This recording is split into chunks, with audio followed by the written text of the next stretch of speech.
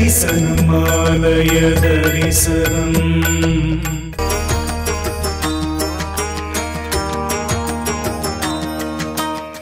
ஆலய தரிசனம். அருள்மிகு ஸ்ரீ பழண்டி அம்மன் கோயில்.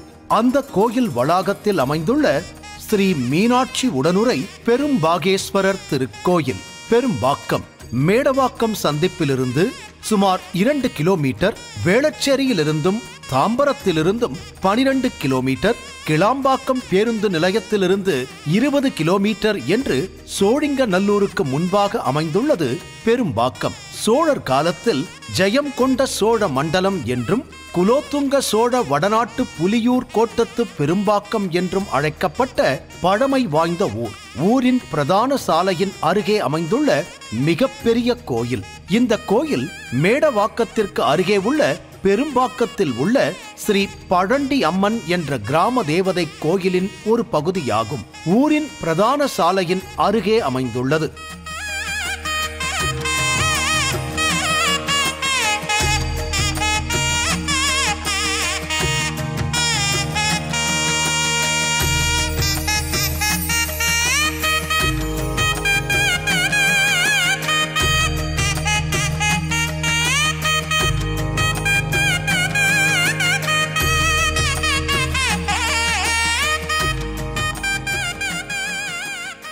மூன்று நிலைகள் கொண்ட கோபுரம், மிக நீண்ட மதில் சுவர்கள், 3 நுழைவாயில்கள்.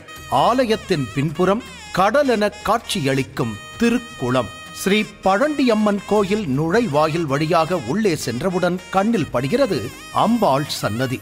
கிழக்கு நோக்கிய கோயில். கருவறையில் அம்மன் அமர்ந்த கோலத்தில் காட்சி தருகிறார்.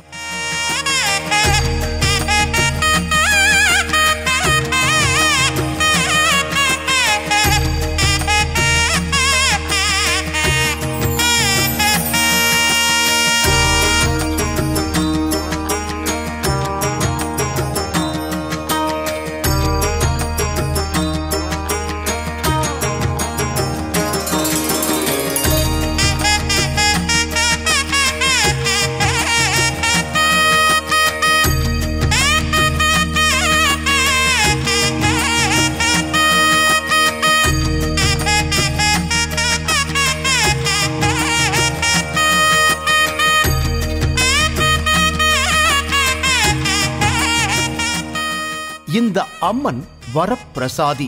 தீராத வினைகள், திருமண தடைகள், புத்திர பாக்கிய பேறு ஆகியவற்றில் உள்ள தடைகளை நீக்கி இன்னருளை வாரி வழங்கும் அன்னை. அம்பாள் கருவறை கோஷ்டத்தில் ஸ்ரீ விநாயகர் மற்றும் சப்த மாதர்கள், துர்க்கை ஆகியோர் அலங்கரிக்கின்றனர். இந்த ஆலயத்தை பார்க்கும்போது இங்குள்ள இறைவன் இறைவி ஆகியோர் தங்களை தாங்களே அமைத்துக் கொண்டார்கள் என்றுதான் எண்ணத் தோன்றுகிறது.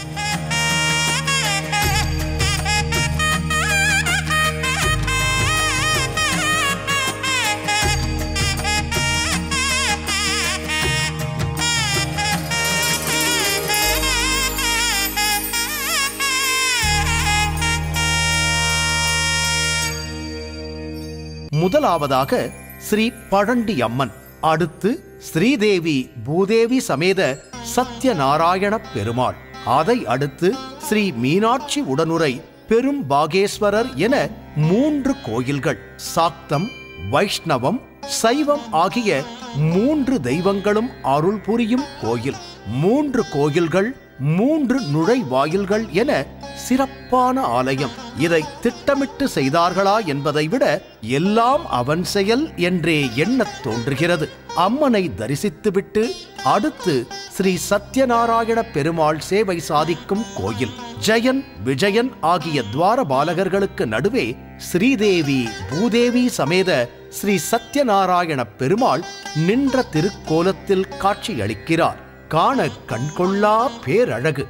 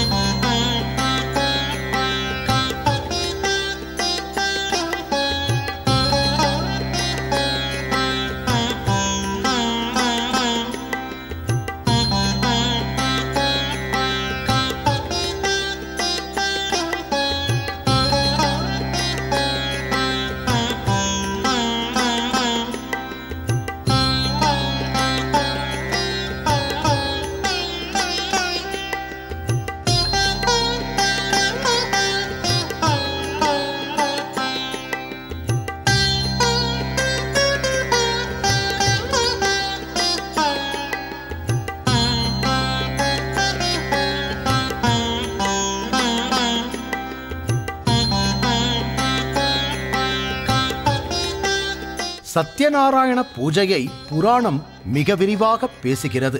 மகாவிஷ்ணு நாரதருக்கு உரைத்த மக்களுக்கு நன்மை பயக்கும் விரதம். பௌர்ணமி நாளில் இந்த விரதத்தை தொடங்கி நடத்துவார்கள். சகல ஐஸ்வர்யங்களையும் தரக்கூடிய சத்யநாராயண பூஜை. வீடுகளிலும் வியாபார ஸ்தலங்களிலும் இந்த பூஜை நடைபெறும். பெரும்பாக்கத்தில் சேவை சாதிக்கும் சத்யநாராயண பெருமாள் முன்பாகவும் இந்த பூஜையை நடத்தலாம். பெருமாளுக்கு திருமஞ்சனம் செய்து திரு அமுது படைத்து இந்த பூஜையை செய்வார்கள் பக்தர்கள்.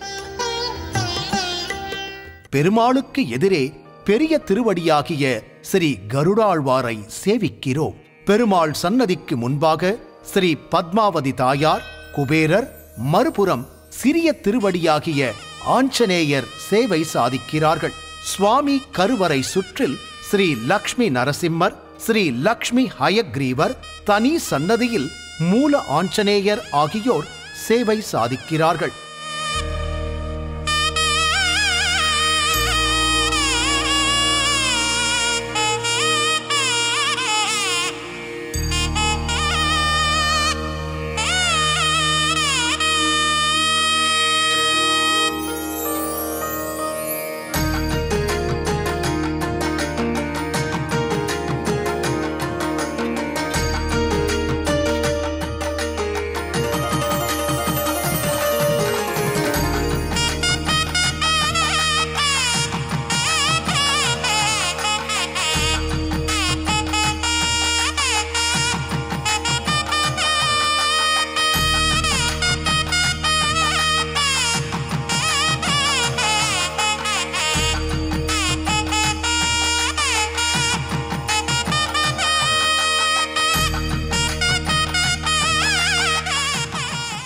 நாராயணனை சேவித்து ஆதி சிவனை வழிபடச் செல்வோம். ஆதி சிவன் ஆதி யோகிக்கு முன்னால் ஆதியும் அந்தமும் இல்லாத ஆதி சிவன் இங்கே கருவறையில் ஸ்ரீ பெரும்பாகேஸ்வரராக காட்சி தருகிறார். இந்த ஆலயத்தின் மிகச்சிறப்பு அம்சம் ஒரு அரச மரம், வானளாவ உயர்ந்த மரம், ஆலயம் முழுவதற்கும் நிழல் தரும் பெரிய மரம். இந்த அரச மரத்தில் தும்பிக்கையுடன் விநாயகர் உருவம் மரத்திலேயே இயல்பாக காணப்படுகிறது. தும்பிக்கைக்கு கீழே பேழை வயிறு போல உருண்டையான பாகம் காணப்படுகிறது. அதன் அடியில் சுயம்புவாக ஆதி சிவன், அருகே ஒரு சூலம். அற்புதமான காட்சி, அதிசயம்தான், ஆனால் உண்மை. சொன்னால் புரியாது, சென்று கண்டால் அதன் மகிமை புரியும். இதன் அடியிலேயே மண்ணில் புதையுண்ட லிங்கத்தை தான் கருவறையில் பிரதிஷ்டை செய்திருக்கிறார்கள். அரசர்களின் காலத்திலிருந்தே தொன்று தொட்டு தொடர்ந்து வருகிறது மரங்களுக்கு எல்லாம் அரசனாக விளங்கும் அரச மரம். அதன் கீழே அனைத்து கடவுள்களுக்கும் முழுமையாக விளங்கும் சிவபெருமான் லிங்க வடிவில் மரத்தின் கீழ் அருள்பாலித்து வருகிறார். நம்பிக்கையுடன் வருபவர்களின் குறைகளை தீர்த்து வைக்கிறார் ஆதி சிவன். இங்கே பரிகார மூர்த்தியாகவும் விளங்குகிறார். அரசும் வேம்பும் இணைந்து சிவ பார்வையாக ராகு கேது தோஷங்களை நிவர்த்தி செய்யும் பரிகார மூர்த்தியாக உள்ளார் இந்த ஈசன். இங்கு வரும் பக்தர்கள் இந்த சிவலிங்கத்திற்கு பக்தியுடன் அபிஷேகம் செய்யலாம், அலங்காரம் செய்யலாம், திருமுறைகளை பாராயணம் செய்யலாம், சுதந்திரமாக தமிழில் அர்ச்சனை செய்யலாம். ஆலய குருக்களுக்காக காத்திருக்க வேண்டியது இல்லை. அருள்மிகு ஸ்ரீ பெரும்பாகேஸ்வரர் சுவாமி சன்னதி. சுவாமி முன் மண்டபத்தில் ஆலய உட்பக்க சுவற்றில் லிங்க திருமேனி எங்கிருந்து பார்த்தாலும் ஒரே வடிவில் காட்சி தருகிறது. சுவர்களில் சித்திரமாக ஸ்ரீ நடராஜர், உண்ணாமுலை உடனுரை அண்ணாமலையார், ஸ்ரீ மீனாட்சி அம்மன், ஸ்ரீ சரஸ்வதி, சிவ குடும்பம், சமயக் குரவர்கள் ஆகியோர் காட்சி அளிக்கிறார்கள். கருவறை முன்பாக கல்யாண திருக்கோல காட்சி. கருவறையில் சதுர வடிவ ஆவுடையாரின் லிங்க திருமேனியில் காட்சி அளிக்கிறார் சுவாமி.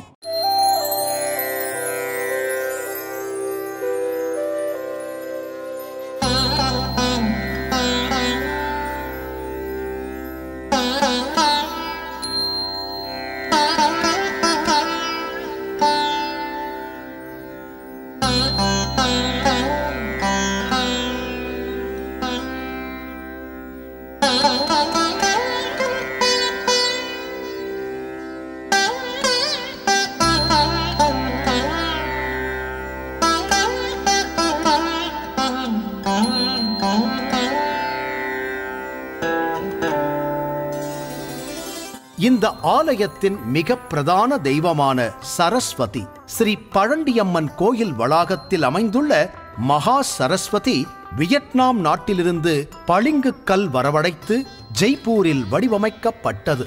6 அடி உயரம் கொண்ட இந்த சரஸ்வதி வெள்ளை கலையுடுத்து வெள்ளை பனிபூண்டு வெள்ளை கமலத்தில் வீற்றிருக்கிறாள். பக்தர்களுக்கு அருள் பாலிக்க இந்து ஆகமங்களில் ஸ்கந்த புராணத்திலும் வாமன புராணத்திலும் சரஸ்வதி என்னும் மகா சக்தி அரசமர வேர்களிலிருந்து உதயமானதாக சொல்லப்படுகிறது. இதே அமைப்பில் இக்கோயிலில் உள்ள சரஸ்வதி சன்னதி அரசமர வேர்களின் நீரோட்டத்தின் மேல் சிறப்பாக அமைந்துள்ளது. இங்கு உள்ள அரசமரம் 200-300 ஆண்டுகள் பழமை வாய்ந்தது. இதன் வேர்கள் கோயில் குளத்தின் நீர் ஓட்டத்தில் கலந்துள்ளது.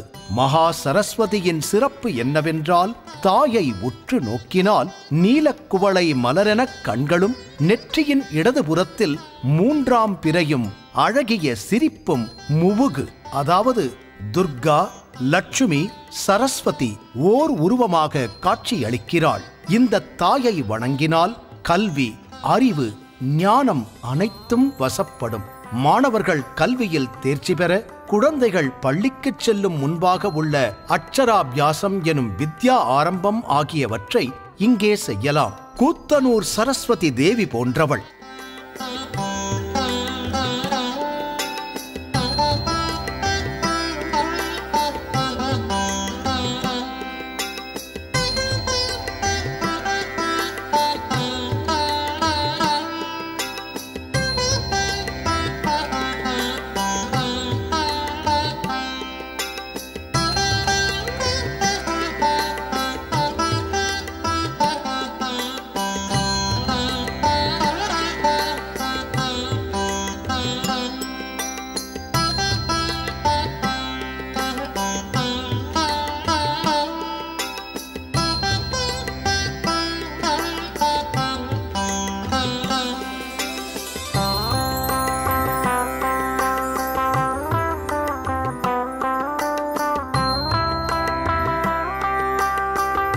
ஆய கலைகள் 64 ஏய உணர்விக்கும் என் அம்மை தூய ஒரு பளிங்கு போல் வாழ் என் உள்ளத்தில் உள்ளே இருப்பாள் இங்கு வாராது இடர். இறைவனுக்கும் நந்தி தேவருக்கும் சிறப்பு அபிஷேகம் நடைபெற்று அலங்கார ரூபத்தில் காட்சி தருகிறார்கள்.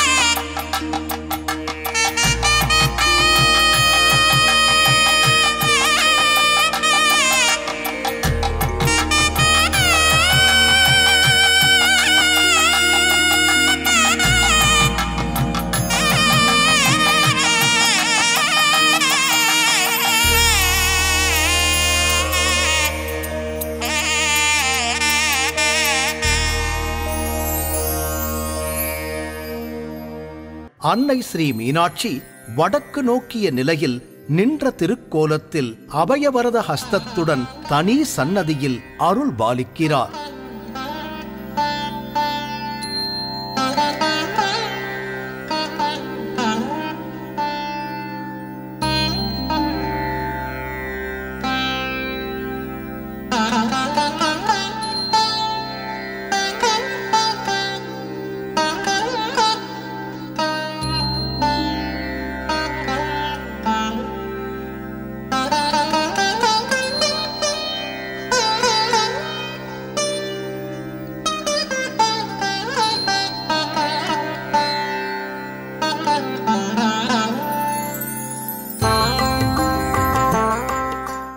ஆலயத்தில் அருள் புரியும் தெய்வங்களாக ஸ்ரீ கமல விநாயகரை தரிசிக்கிறோம். வள்ளி தெய்வானையுடன் ஸ்ரீ சண்முகர் காட்சி தருகிறார்.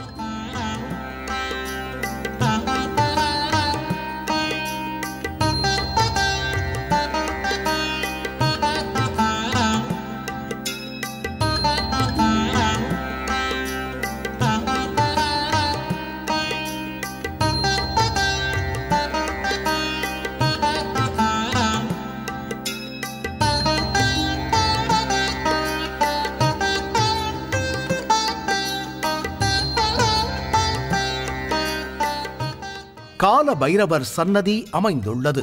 நவக்கிரகங்களை தரிசிக்கிறோம். சுவாமி கருவறை கோஷ்டத்தில் ஸ்ரீ நர்த்தன விநாயகர், ஸ்ரீ தட்சிணாமூர்த்தி, லிங்கோத்பவர், அருள்மிகு பிரம்மா, ஸ்ரீ விஷ்ணு துர்க்கை ஆகியோரும் சண்டிகேஸ்வர சுவாமி சன்னதியும் அமையப் பெற்றுள்ளது. சிவாலயங்களில் நடைபெறும் எல்லாவிதமான பண்டிகைகளும் இங்கு கொண்டாடப்படுகிறது.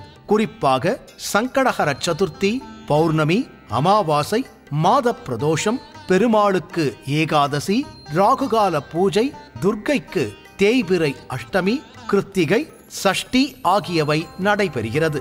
தெப்ப உற்சவம் நடைபெறுகிறது. ஸ்ரீ பழண்டி அம்மனுக்கு ஆடி 5வது வாரம் 3 நாட்கள் தீச்சட்டி எடுத்தல், கிரகம் எடுத்து வருதல், தீமிதி திருவிழா, அம்பாள் திருவீதி உலா ஆகியவை கோலாகலமாக கொண்டாடப்படுகின்றன. இந்த பெரும்பாக்கம் எல்லாம் நமக்கு என்னன்னு கேட்டேன்னா, பெரும் பாக்கியம் இருந்தால்தான் இந்த இடத்துல நமக்கு பாக்கியம் இருந்தால்தான் பாக்கியம் கிட்டும். இந்த இடத்துல பெரும்பாகேஸ்வரர் அருள் நிறையாக இருக்கிறது.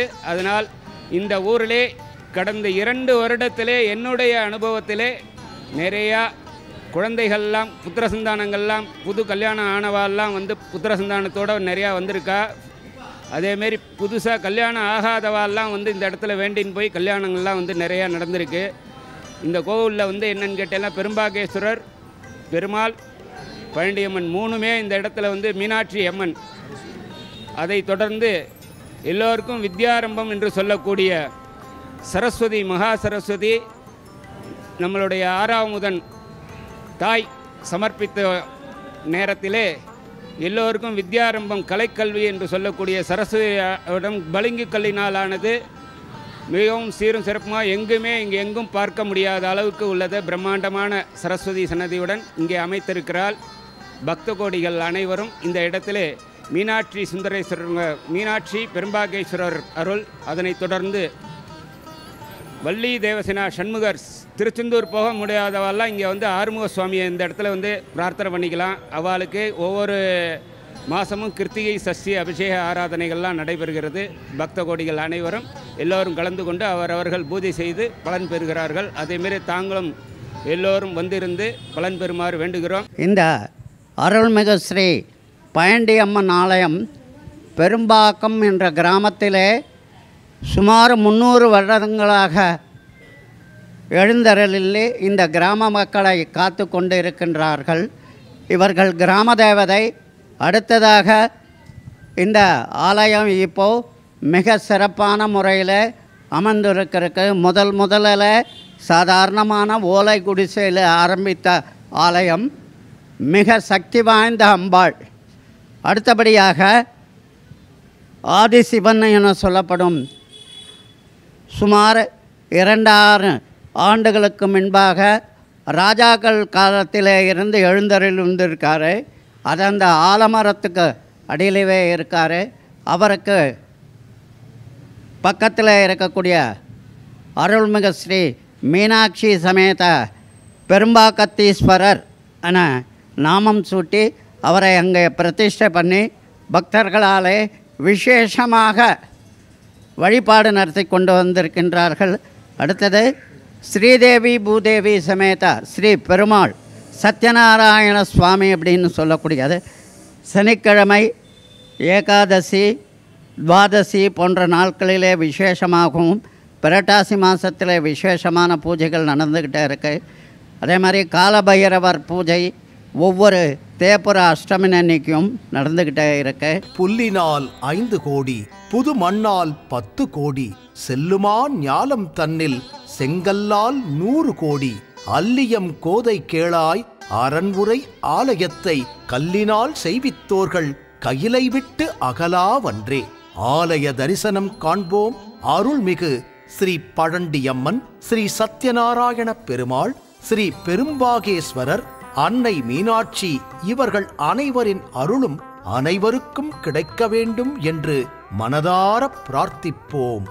ஓம் நம சிவாய, ஓம் நம சிவாய, ஓம் நம சிவாய. இது போன்ற ஆன்மீக வீடியோக்களை தொடர்ந்து பார்க்க கடவுள் டிவி யூடியூப் சேனலை சப்ஸ்கிரைப் பண்ணுங்க.